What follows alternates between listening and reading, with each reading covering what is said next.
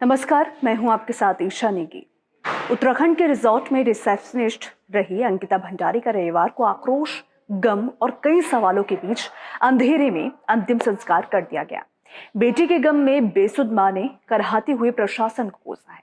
उन्होंने कहा कि मेरी बेटी का अंतिम संस्कार कर दिया गया, आखिरी बार बेटी का चेहरा तक देखने नहीं दिया।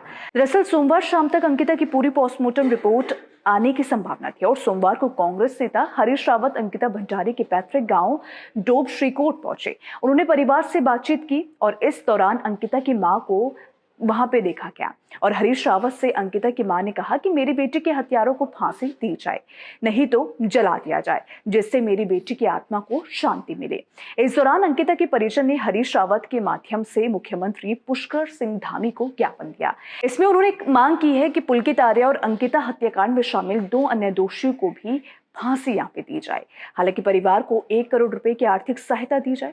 साथ ही अंकिता के नाम पर गांव मल्ली से भरमुंडी के सड़क का नामकरण हो। इसके अलावा बेटी बचाओ बेटी पढ़ाओ अभियान में अंकिता के नाम पर पुरस्कार हो।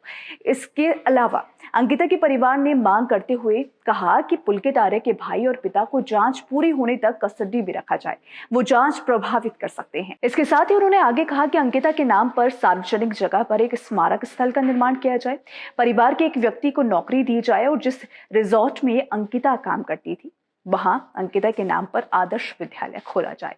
अंकिता के पिता वीरेंद्र भंडारी ने कहा कि मैं चाहता हूं कि तीनों आरोपियों को जल्द फांसी दी जाए। आरोपी के पिता विनोद आर्य को जांच पूरी होने तक जेल में रखा जाए। उन्होंने कहा कि मैं सभी वकीलों से अनुरोध करना चाहता हूं कि आरोपियों के पक्ष में केस ना लड़े।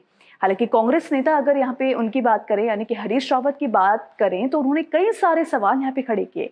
उन्होंने कहा कि वो कौन वीआईपी था जिसको एस्कॉर्ट करने के लिए अंकिता पर दबाव बनाया जा रहा था। ऐसे वीआईपी का नाम बेनकाब किया जाना चाहिए। कौन है जो हमारी देवभूमि में शर्मनाक और घटिया कामों को बढ़ावा दे रहा है?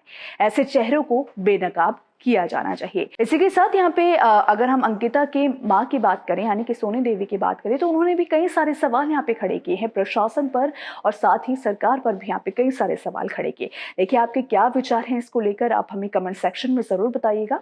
वीडियो अगर पसंद आई हो तो वीडियो को लाइक शेयर करना और हमारे चैनल न्यूज नेशन को सब्सक्राइब करना बिल्कुल भी मत भूलिएगा। और विस्तृत खबरों की जानकारी चाहिए तो आप हमारी वेबसाइट newsnationtv.com पर भी विजिट कर सकते हैं।